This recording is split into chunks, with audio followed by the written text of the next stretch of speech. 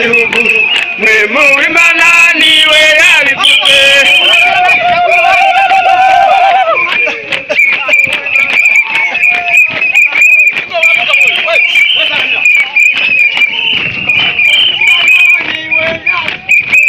mwe mu Imana niwe yabivuze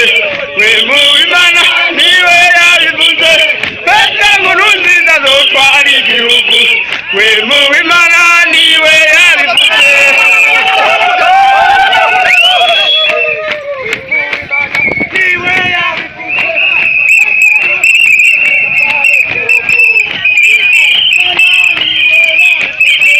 mwe mu Imana niwe yabivuze mwe mu Imana niwe yabivuze bete Nkurunziza azotwara igihugu mwe mu Imana niwe